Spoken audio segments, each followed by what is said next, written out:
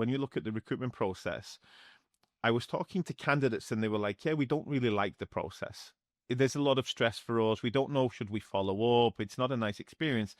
And then you talk to the hiring managers in companies and we're like, oh, do you like recruiting? They're like, no, we also don't like it. I had a career in the UK, but I didn't really have a career. I had jobs. I had call center jobs. I was changing the job. My record staying in one job was 9 months. When I'm like 70, I want to have stories to tell. And I wonder being in the one company the whole time limits that opportunity of like, and even bad stories. I changed the company. Oh my God, it was horrible. This went wrong. That's still a story. It's still an experience. It's still a learning curve. In my future, if I play my cards right and I can do anything I want, it's a toss-up between Castorama and working in the cinema. And I can't decide which one yet. Cześć. Witamy Cię w kolejnym odcinku podcastu Ciąg, dalszy, nastąpił. Naszym dzisiejszym gościem jest Mick Griffin, Chief Growth Officer w Traffic i współtwórca podcastu The Alpaca in the Room, który emigrując z Manchesteru do Gdyni 16 lat temu nie miał bladego pojęcia, czym chce się w życiu zajmować i jakie ma zawodowe oczekiwania. Posłuchaj o jego pełnej zmian i różnych ciągów dalszych drodze do sukcesu. Miłego odsłuchu. Cześć, to ja powiem tylko na początku, że dzisiejszy odcinek będzie po angielsku, bo mamy angielskiego gościa, dosłownie. And our today's guest is Mick Griffin, Chief Growth Officer at Traffic. Mick, would you like to introduce yourself? Yes, I would love to. Hopefully I'll do it. I'll do a good job. Yeah. So first of all, let me start by saying thank you. It's super exciting to be here. I'm really flattered that you thought I have a story that is worthy of being here. I'm Mick. For those who I haven't had the pleasure of knowing in the past, my short story is I've been working in growth for the last 16 years. That number keeps creeping up slowly without me checking it. Living and working in Poland for 17 of those 16 years. My job has been mostly kind of working between sales, marketing, and customer success in tech-based companies. Okay, thank you. And thank you for, taking our invitation. It's really great to have you here. And I believe you are one of the most interesting people to talk about career changes. You've always had really interesting views on that. So we're really, really super excited to have you here today. Thank you. So Mick, what's your take on a career change? Yes, let's start. Oh, that's a tough one to start with. But I love the topic of career changes because I think, first of all, I think that we've somehow got to a stage where changing the career is sometimes seen as a negative. I think that we've kind of made this process, for me at least, it feels like we've made it very emotional. We know I've both experienced it, and I think that probably most people can, where whenever it's come to that moment where they've felt like they're going to change the job or they need to change the job, there is you get all these emotions of guilt, concern. There is guilt from your side. There is guilt from sometimes the employer, and I'm looking at it and thinking to myself, like, why have we not normalized this yet? Why is it such a, how has it become such a big deal? And I guess, over the years, I've kind of realized that it's because it is an emotional experience that's probably never going to change. And that emotion comes from the fact that majority of the time, our career is taking care of the things that we love, our families, our homes, paying our bills. It's there to relieve a different kind of stress. But my thoughts, coming back to the original topic, is that I really hope that career changes become more normal and more accepted from employers and employees at the same time, because now it just feels a little bit too much. It feels like there's too many barriers in place to do this more. It should be smoother, let's say. Does that make sense? Mm-hmm. It totally makes sense, and I agree with you. I think the job market will kind of force us to change what we think about it. Although I don't think it's the same on the part of people looking for jobs and changing jobs as it is on the part of employers who I think have also a big job to do when it comes to changing how they view job titles or job positions, right? How flexible they are. So there's quite a lot of work to do. And since you work for an ATS software, so you're like, you see both sides, right? Both the employers and the candidates. Yeah, and again, I was like, I probably experienced it on a small level as being an employee. I mean, that's something that sometimes I have a little bit of a weird thing in my career that some people really forget that I'm still an employee, because I've been quite lucky to move into leadership positions in organizations, but I'm an employee just like everybody else. But yeah, when I moved into the recruitment sector as a whole, and I had to really start doing research, especially coming from the sales side of what problems do people have, what's the motivations. And I saw that even in the recruitment space, it was such a paradox, because not only being an employee and having a career, but when you look at the recruitment process, I was talking to candidates and they were like, yeah, we don't really like the process. There's a lot of stress for us. We don't know, should we follow up? It's not a nice experience. And then you talk to the hiring managers in companies and we're like, oh, do you like recruiting? No, we also don't like it. And I was like, wait, we have a scenario here where no one is feeling good about having to be in that process. It seems like something that they have to do, not that they take enjoyment and pleasure in doing. And I think, again, it's like there are just there's a lot of reasons for that, a lot of inefficiencies, I think. And like you said, a lot of that is because I think we're in a moment right now where the majority of the power position was with the employer.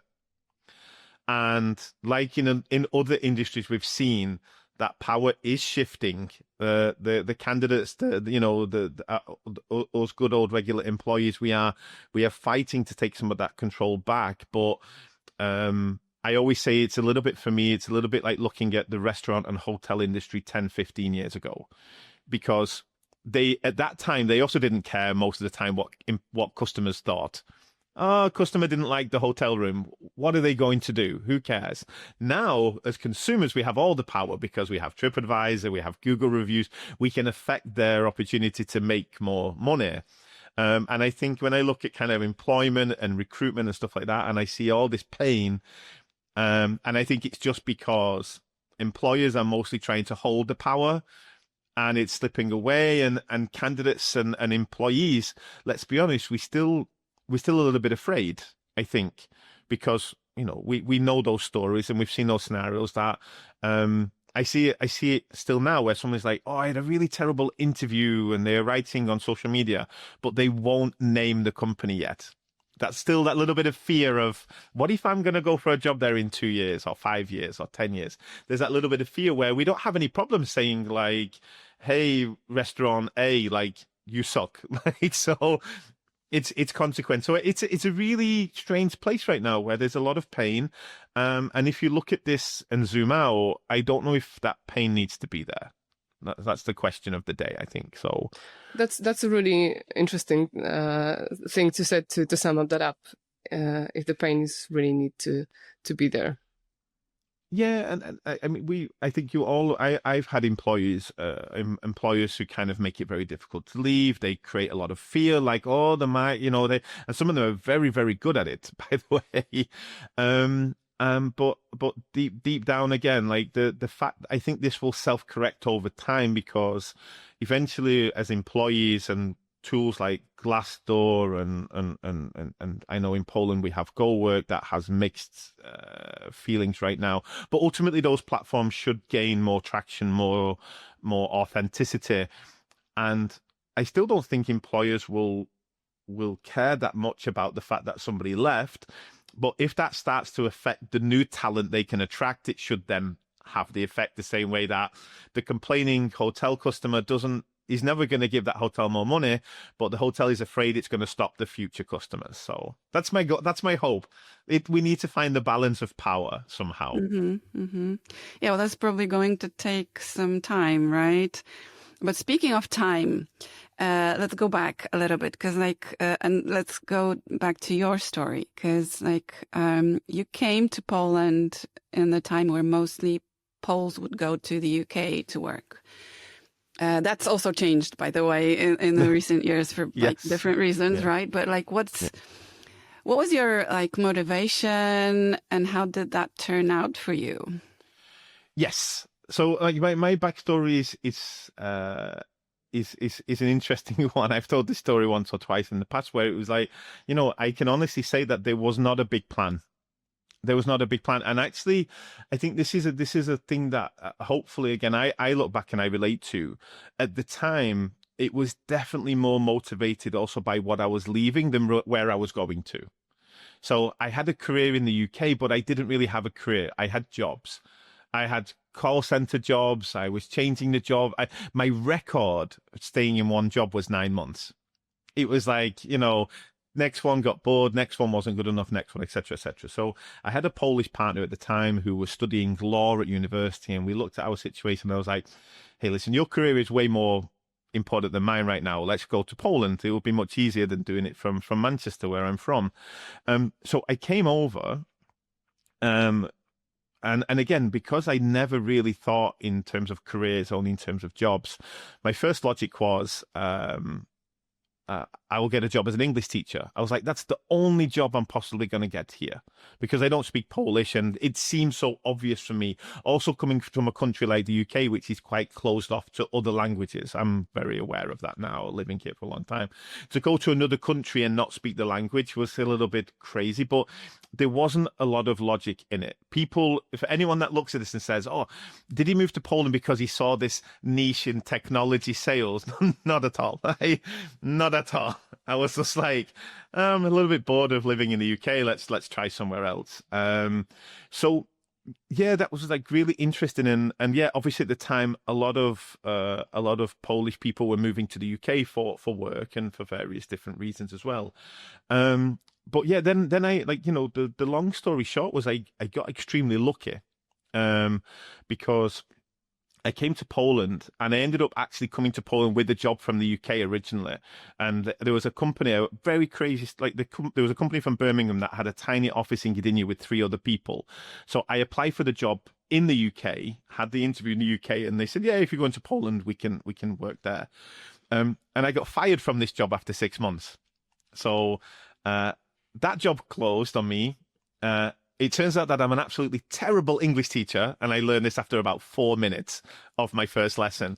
And I was saying that I learned this because someone said to me, like, oh, is this sentence like past, present, or present perfect? And I was like, I have no idea what you're talking about. And they were like, and I was like, there's only 3 tenses, past, present, and future. And they were like, no, Mick, actually there's more. So I realized very early, and this is a nice metaphor for career, which is... That's not going to be your career as well.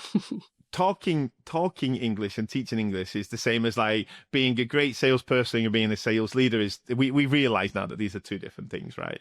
And I just got extremely lucky in the beginning because someone at the time said like, oh, there's this company in Gdynia, Get Response. They do something with America and the internet and stuff. And at the time they weren't hiring.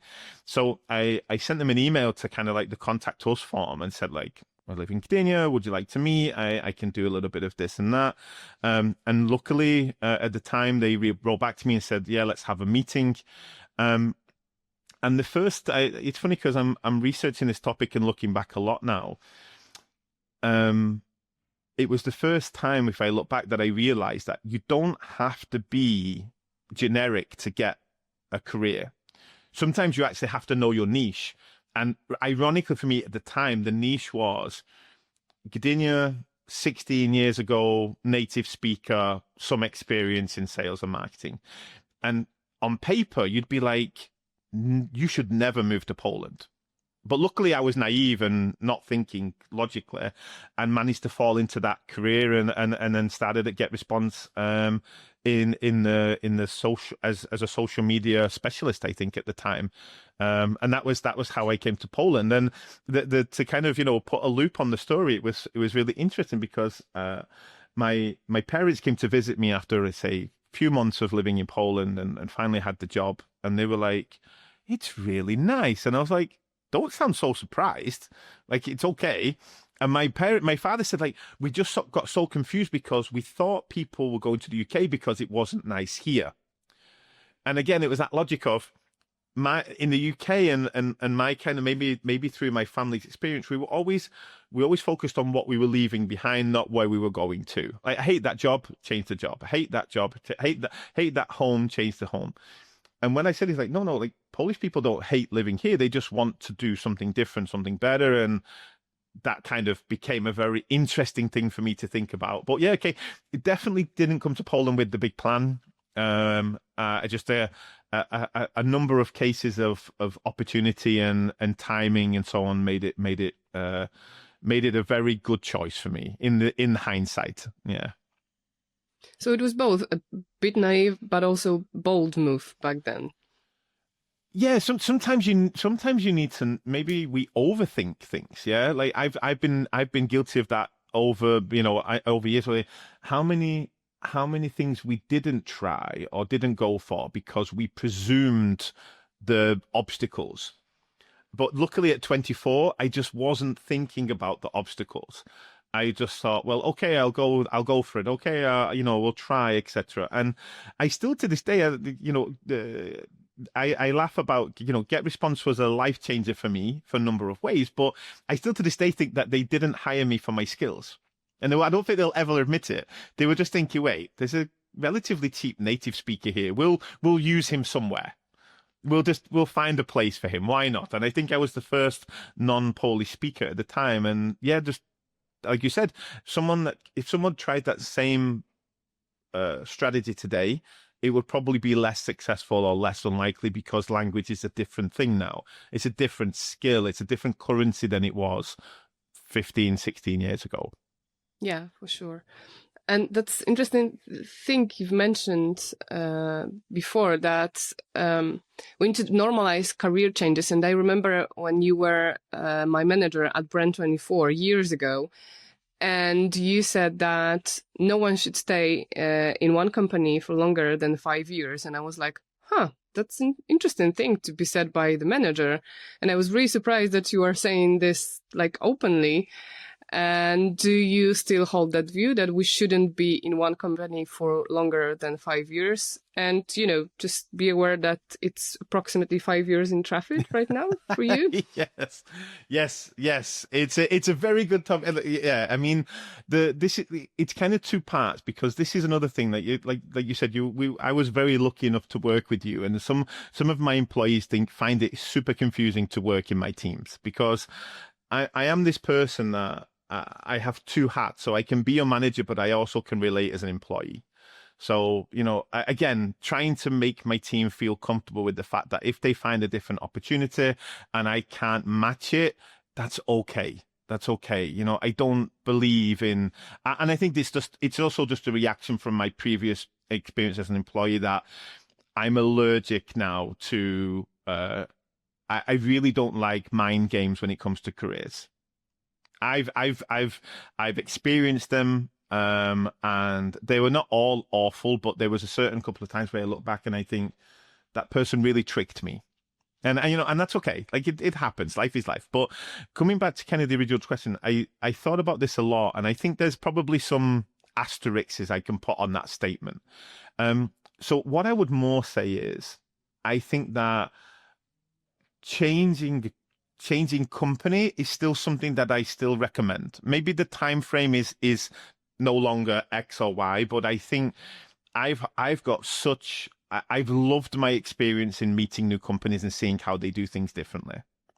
I still have the pleasure, and even one of my older brothers was in his first company for 20 years, I think it was. And he started as a temp and he went the other way through. And he's a very smart guy, but he only knew that company's way. And then you start to realize that, wait, it's different on the outside. So I still think it's a good experience to change the company, change the environment, meet new people. I think in English we say like variety is the spice of life, like just finding something new. But when it comes to the realistic things, I'd probably change my statement to maybe not doing the same thing for 5 years. I do look at careers now, and I think people have been able to create variety by changing their position through those years. So maybe if it's the right organization with enough openness, with enough freedom, with enough giving of responsibility, I guess it is possible to go to change the role, to get promoted and feel like it's something new. So I'd probably say, I'd probably change my statement slightly to say, don't do the same thing for 5 years, but I'm still very much openly an advocate for trying new companies. I genuinely am. I just think, I think there's so much, I feel very old. I'm reasonable somewhere in the way. I know, Caroline, you don't like this topic, but what I mean by this is, like, I started to look at things after a while, and I was like, when I'm like 70, I want to have stories to tell. And I wonder, being in the one company the whole time limits that opportunity of, like, and even bad stories. I changed the company. Oh my God, it was horrible. Like, this went wrong. That's still a story. It's still an experience. It's still a learning curve. So yeah, I would say kind of like, definitely don't do the same thing for 5 years. That would be one vibe, but I still would encourage people, if you've worked in one company ever, definitely in your future, I would love you to have that experience of going into a new place and seeing how things are done. For me, it was like turning the light on. When I changed from one company to another company, and I was like, wow, like, so it doesn't have to be that way. It doesn't have to be that kind of thing. I don't have to have that kind of emotional experience anymore. So yeah, I do still recommend it. I am aware that my record is 5.5 years, and I think in June I will be 5 years at Trafford, and I can say that now, looking at it from the outside a little bit, my goal is to try to reinvent the position in the company. That's something that I'm very lucky, because I'm surrounded by people, and the CEO of the company is very open to that logic. So that's my goal. I hope I achieve it. I would like to stay here, but it is kind of a running joke in the company that the clock is ticking a little bit. It's coming up, so we will see. But I also know in this company that if it turned out that it was the end of my journey, the one thing I'm very respectful of is I know that there wouldn't be emotional blackmail, and I feel so secure, so psychologically safe here, that I can have an honest conversation and also be open to having my mind changed, of course. But so far, I think I've learned from those last 2 changes as well, and I'm looking forward to trying to reinvent my role at Trafford so that I set a new record. We'll see. Okay, cool. Yeah, I wanted to ask about something you said before that kind of ties into that, because you said that before you didn't have a career, you had jobs. So that's where the big difficult question comes in. Like, what is a career? What do you think like a career is, as opposed to having just jobs?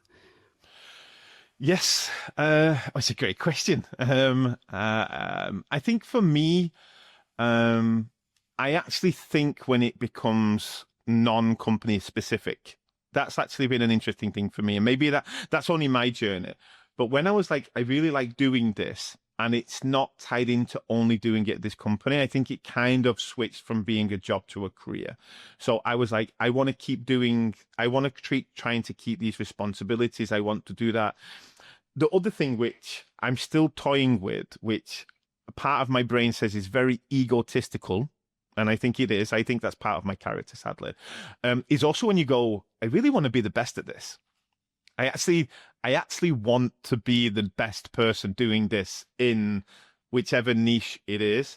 And that also kind of changed my vision a little bit as well, a lot. When I was in jobs in the UK, I started at 8:59 and checked out at 5 minutes.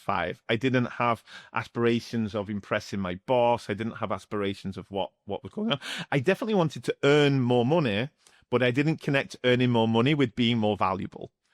And then somehow, as it came into a career, and I was like, okay, people start to think like, I'd like people to think I'm good at this. I'd like to bring more value to the company. I was trying to put my hands on more of those wins in the company, and that would probably be for me where it changed. But if you'll allow me, I actually have a little additional thing to add here. Being, actually, it happened to me again, not by choice, because I came to Poland, and even though I had this unique value I was bringing to one company, it also, what helped me grow in my field was the lack of ability to change the job. it almost forced me to push through some of those early boundaries that I had before, because the reason I was changing the job in the past was I was bored.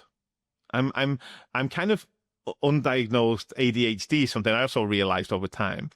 And what also is an interesting part of my career path was overcoming that boredness and pushing through some of those early boundaries of not running away when I had my first conflict with my manager, not running away when I missed my first target, which I was able to do in the UK because there was so many jobs and And I came to Poland, I was like, oh my God, I'm really annoyed at what just happened in that company that day, and going, well, I still have to go tomorrow. There's I don't see that next opportunity for right now. And then as I broke through some of those things, and 2 weeks later, I was like, oh, I was only overreacting, or we solved it. I was so lucky that I experienced that I had to deal with those first initial problems. And I think, especially thinking about yourself, Caroline, as a career coach, trying to know when it's too much and when it's not enough. That's something that I only learned by mistake, which was, and it's such a fine balance between, actually, that wasn't such a real problem, you don't need to change the job right now, versus, hey, listen, why do you keep putting up with that rubbish? You should have changed months ago. And knowing that balance. So that was helpful, but that's probably how it changed from a job to a career for me, was that I was like, I really like what I'm doing. It doesn't have to be in this company. I want to keep that path. I want to keep growing. I want to do those kind of things.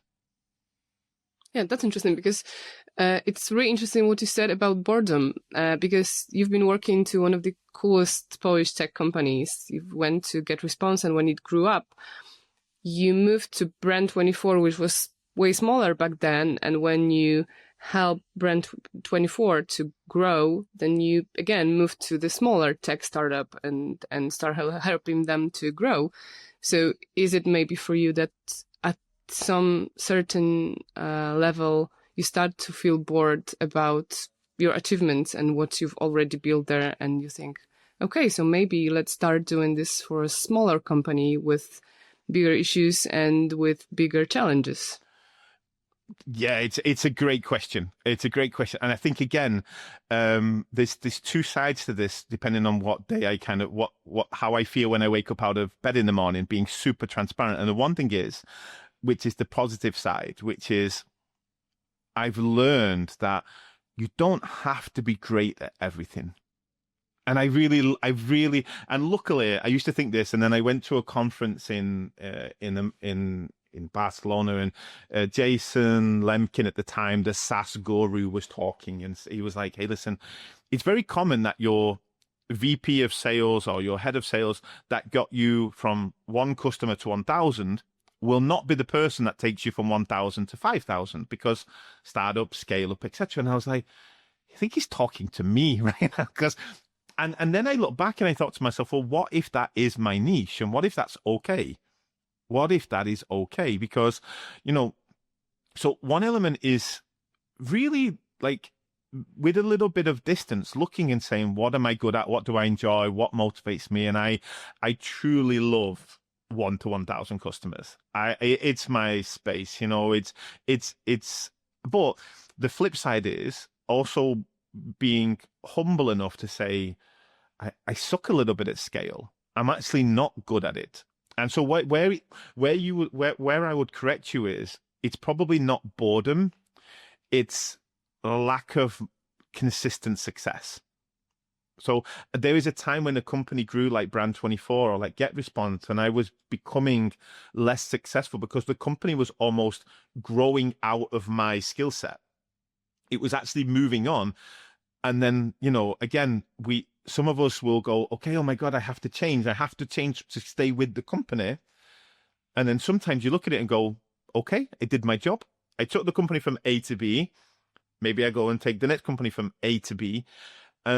So there's one side of it that I feel really okay with that. The second side is, like I said, one of the things that came out of the very same conference speech was the advice to CEOs was like, if you've got someone like a Mick, what you can do is create that startup mentality again inside your scale up.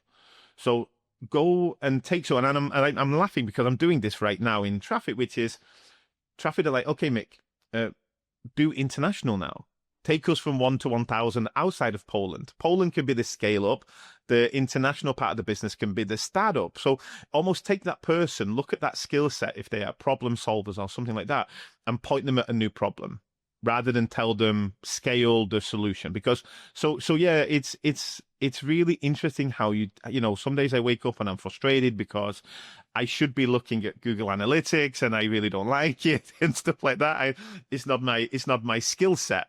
I'm obviously trying to learn that skill set, but I'm also really comfortable knowing that there can be a day in the future when I say to someone like Trafford, I took you.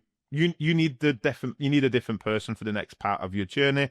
I don't feel guilty about that. I don't feel like I should be able to stay with them for everything.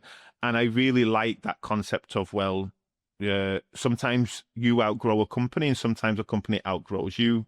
And I'm okay with that. That's such a great insight. And that's also what I've seen, like from my own career journey, but also working with different people, is that we often don't realize that our skill sets lie in a certain place.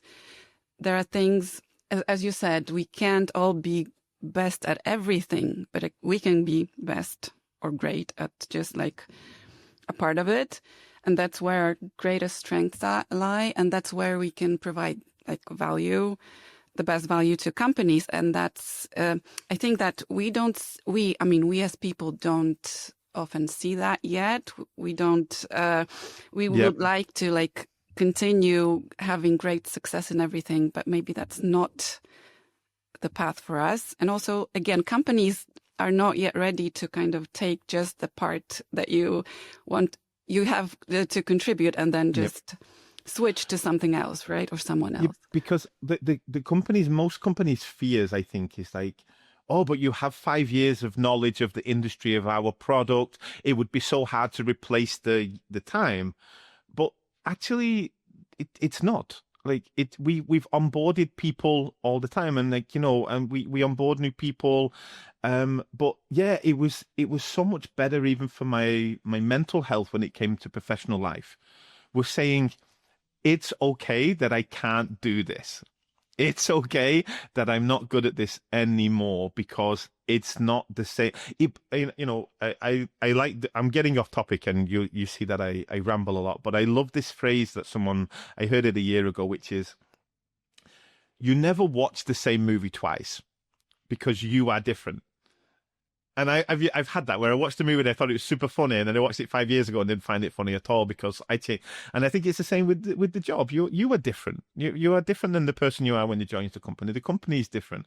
The leadership is different. So, I do admit that it took me a long time to realize, and I think that's because we are conditioned to be performance orientated. So if our performance starts to change, we think we are broken, we are wrong, the KPIs are going down, etc.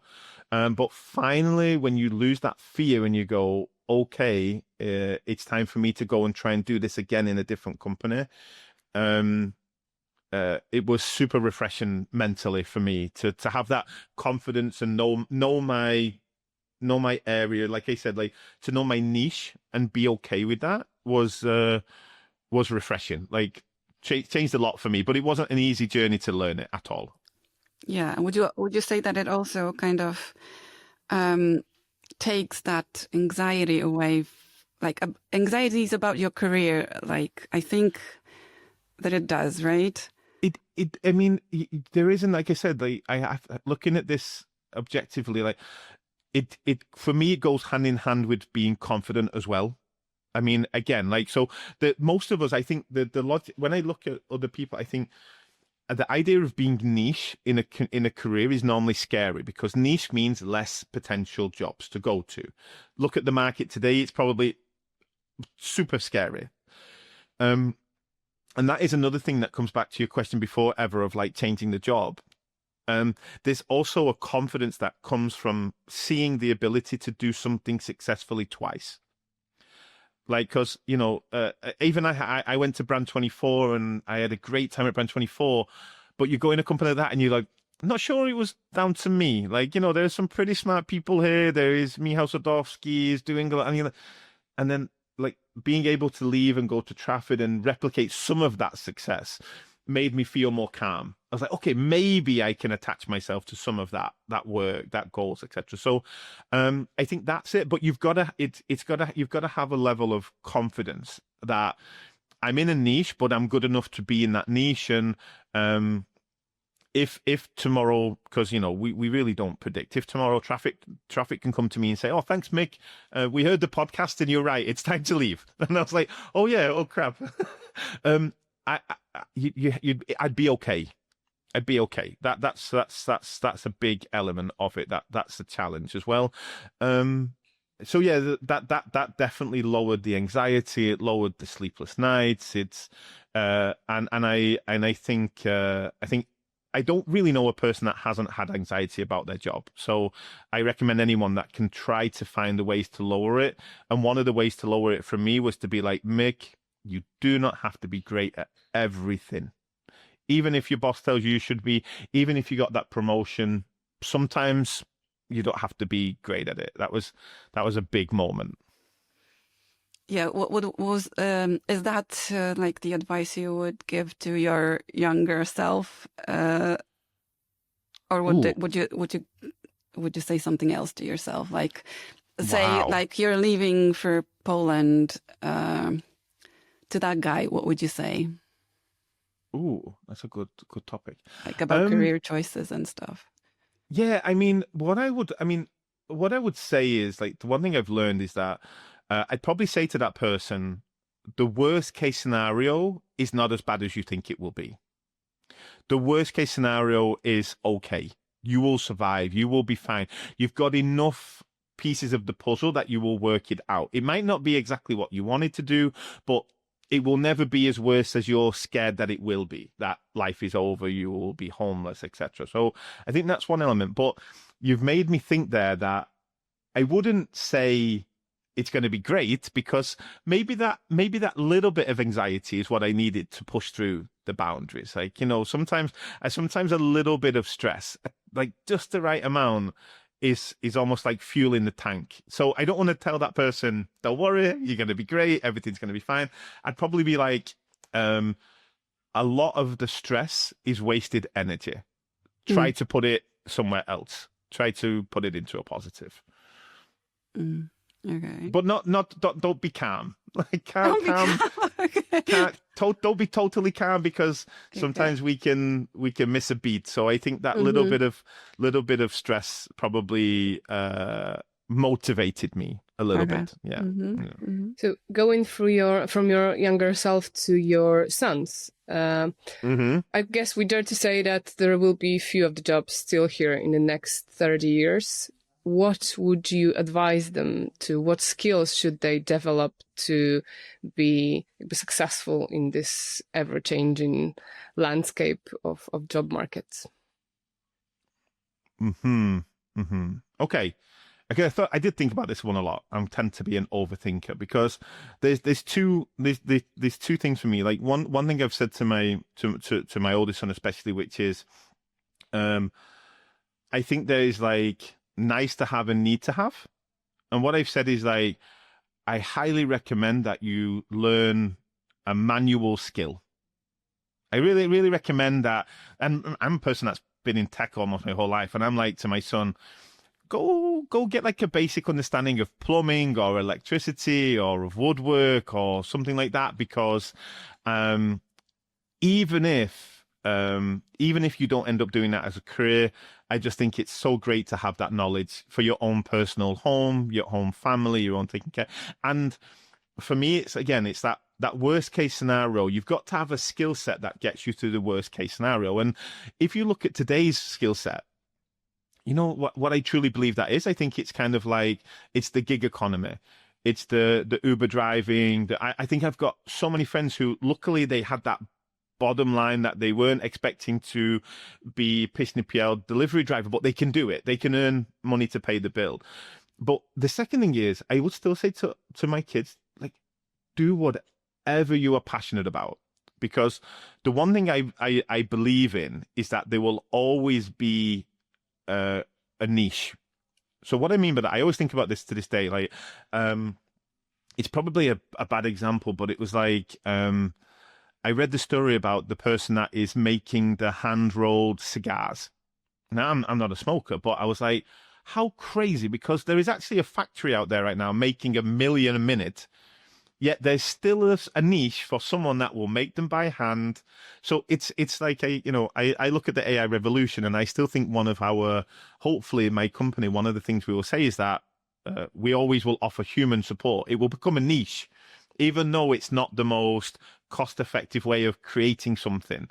There is still that person out there that will buy a handmade table for $10,000, even though we can buy them in IKEA for $200. So I still think that we shouldn't be afraid of not being in the majority, but we should just try to be the best for a very specific audience, a very specific group of people. And I think that's going to be the interesting thing. We're all going to run away from certain industries because AI entered them. But there's still space for you. It's just more scary. It's more niche. But I guarantee there will be people out there tomorrow that will still want to buy handwritten content. They will still want to buy human phone calls, etc., even though there's a big majority being delivered by technology. So I'm a big believer in that. Again, it's that little bit of confidence that, you know what, whatever, I will find the people that value my skill set. Mm-hmm. Isn't it a little bit scary that being human will be the niche? No, but I think it's I mean, yes, in society it's very concerning. I've always said that my biggest fear is that my youngest son's best friend will be his AI phone. I'm terrified that it will be his best friend, his girlfriend, his boyfriend, whatever. Like, I'm a little bit concerned about that side. But in terms of human being niche, I'm super happy about it, because I'm like, I'm human. I get to be, potentially my value will increase if I'm good at it.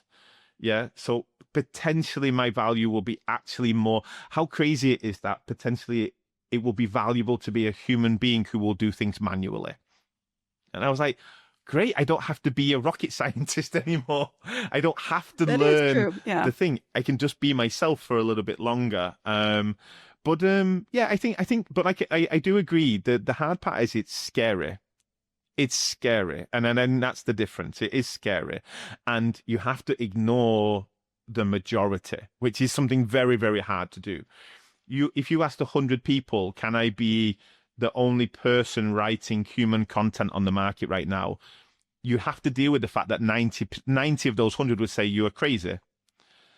And that takes an emotional toll on you as well, right? Your family, your friends, everyone would be like, no, you have to learn AI. You have to do it quickly. And I laugh with this because I've been very lucky that my poor mother tells me that since she can remember, I always rebelled. So if she ever said you should do something, I'd be like, no. And just to be annoying. And I still hold that to this day. I'm still bad at this. That if someone says you should do this, I'm like, okay, so I'm not, just to see what happens. Yeah. But again, that's a skill that I also recommend people become more calm and more okay with. And I think my children's generation are going to be this is going to be more difficult for them than it ever was for us. Because everything now is about fitting in, following the trend, being in the group. And for me to try to teach my children, how about being the only person that has this, does this, looks like this? It's very challenging. I find it very challenging. So I think they will have more chance, but if they can do that, I think they will have much happier lives, better careers, etc. So, yeah. Yeah. That's really interesting and cool what you said. And I also can add to what you've said already, that from everything you said today, we can hear that it also takes a lot of self-awareness and a lot of self-confidence.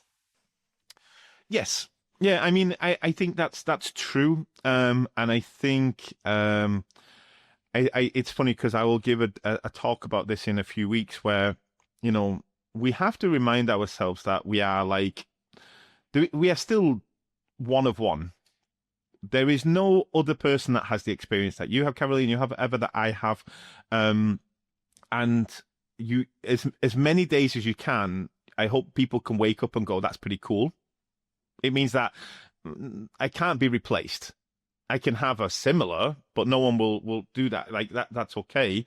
But also, I would say that I posted about this recently online, which is I'm very lucky now because I'm probably getting the payback from some very hard work in my 20s, in my 30s as well, right? Like, this is not all like this, all this self-confidence is not because I'm amazing. It's also because I've been able to, in my head, I've gone through all the scenarios where this can go wrong. I know exactly how many months I can be unemployed. I know exactly what I would do if I can't find a new job. I've gone through those scenarios. I'm quite an overthinker in that way, and that calms me down as well because I'm like, okay, I could do this kind of consulting. I've got this kind of crazy idea for a startup. I've got this, so I'm already prepared for the bad side. I can't imagine, like I said, and again, that's come from going through that. You know, I came to Poland, got fired at 24 and couldn't teach Polish. And I was like, oh my God. So I experienced that panic for the very first time of I'm in big trouble, and then managed to work it out. Then more and more of those scenarios popped up over the years to now that I'm at the stage where I'm like, I don't really know what could happen to me professionally that would make me panic. And it can be seen as confidence. It can be seen as awareness. I don't know the right word for it. I'm not qualified to do so, but I'm okay. Like that kind of feeling. And I think ironically, as this all comes around, weirdly, it's that confidence that people are attracted to. Future employers are like, oh, like, you're confident. You feel good that you can do this. Yeah, okay. Let me know. There's a lot of people on the market that are like, I'm not sure I can help that company. And that company then will know, they will feel it. So sometimes just be confident and so somewhere between confidence, awareness, age, experience. I don't know what the right word is to call it. But it's, I've played through all the scenarios in my head, I think. So there's a little bit of overthinking in there as well. But I think we're similar in that because I've also gone through a lot of scenarios which drove me to a place where I don't think, what could happen that would really make me, health stuff is the only stuff that I fear because this could potentially take away the ability to make an income. But other than that. Yeah, and I think the other thing as well is that sometimes we forget this, that I've got at least a couple of friends that they would love to change the career, but they have convinced themselves that they can go down in salary expectations, in benefits and stuff like this. And I think this is such a crazy limitation to put on yourself. I mean, when I changed from when I changed from Get Response to Brand 24, I took a 50% pay cut. 50% pay cut because I was like, it's the time. It was obviously a very calculated decision. I talked with my wife and we agreed. And there's obviously also the other end of that story was that after 3 months in Brand 24, I actually was even ready to say, okay, I can't continue because I took the pay cut for the opportunity, but we were starting to feel the pain of that pay cut. So we had this time frame of okay, we can try this for 3 months and then we might have to do something else. And very lucky at the end of that 3 months, Brand 24 came back to me and said, actually, okay, we found some budget, we can do it. But you have to, there has to be an element of risk involved as well. We can't have our cake and eat it, as we say. So I see that's also very common. And it's not even a limitation that people have about the bills they have to pay. They're just like, I will not take a pay. I won't feel good. And okay, that's a choice. That's a personal choice. But I think that's a crazy limitation sometimes. I think that's a little bit of a crazy limitation. We all have, I truly believe that most people, and maybe I'm talking from a place of privilege, but I also know how much I can lower my monthly costs in an instant if I need to. I'm willing to sacrifice sometimes. So it's the reason I'm not concerned about what will happen next to me, because I think I will always find a job. Will it pay the same? Maybe not. But if it doesn't, do I know what I can lower in terms of my personal cost, my outgoing costs? Yes, absolutely. I know instantly the things that can go down. So, and some people are really tied up on that. They're like, I'm not going to sacrifice my Mercedes. I'm not going to sacrifice this. And I'm like, okay, so at least agree with me that you're choosing to stay in the job you hate. Yeah. You're not forced. And that's a very difficult thing that comes, again, not for everybody, but I wish more people would think about salary as an important thing, but not the only thing. So it sounds like the biggest difference between changing your career path or changing job and staying in a job you hate is like deciding whether you want to feel uncomfortable for a while and being comfortable with being uncomfortable for a while, or accepting the fact that you will be uncomfortable for like longer period of time. Yeah, and this, I think the key thing is for anyone listening is this is not I'm not judging, because I also don't think that everybody should be hyper career orientated. I think if you can take a fantastic pleasure from outside of your professional life, do it. Ultimately, ultimately, I think I've got some friends who are not career orientated and are very, very satisfied with life, and I love them for it. I think it's fantastic. But ultimately, what I would say is that sometimes to go forward, you have to take a step to the side, right, or even a step back to go around. And that was something that, again, I mean, in life I can imagine that, I was very lucky that my move for example, from Get Response to Brand 24, that worked out for me. I don't have this opportunity to look back and see the other ways of if I would have stayed, etc. But yeah, I would say majority of the time, most people are staying in happy jobs, and they could afford to change their expectations. They could afford to drop their ego for a few weeks, a few months to gain something else. But again, it's a fear thing, and I get that. I do understand. It's not a judgment. It's just I know some very successful people in very unhappy jobs, and that's a weird thing to say, but that's if I'm counting them as being successful based on their salary, their job title. Will they? I always say you cannot get time back.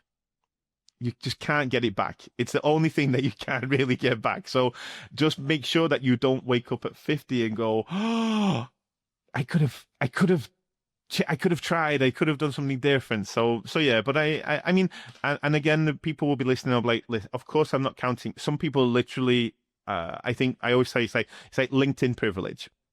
Some people are working in the mine to put food on the table. We are not. I can't even probably relate to that. But the majority of people I know that work in like the technology sector of stuff, they definitely have some flexibility, and it's more their own personal standard that won't allow them to take a step back for a moment in time. Mm-hmm. Yeah, and I would also add to that these days, at 50, you can probably still try those things that you haven't tried, right? So that's like a good thing, and that's like where like that mentality changes, and the opportunities change, right? My goal is actually that I want to start kind of, the wrong word is to reverse my career. But ironically, I think there will be a certain time period of time in my career that I will roll back to being a salesperson again. Oh. And I'm actually excited about it. Mm-hmm. Like, I'm genuinely excited about it. Like, I want to roll back to just selling something and so on. So I think everybody's different, but yeah, like I fully agree. I hope in my future is a time when I work in Castorama in the garden section.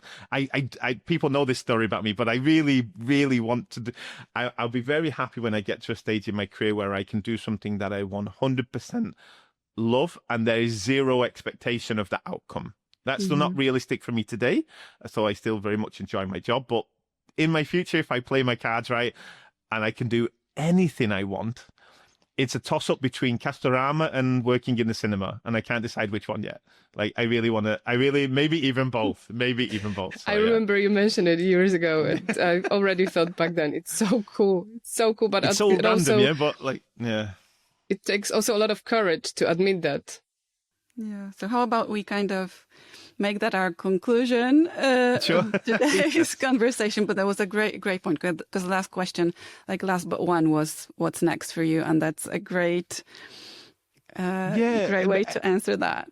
It's really okay that one thing is, like I said, like the thing that I probably am at peace with is I actually have no idea what I will want in 10 years.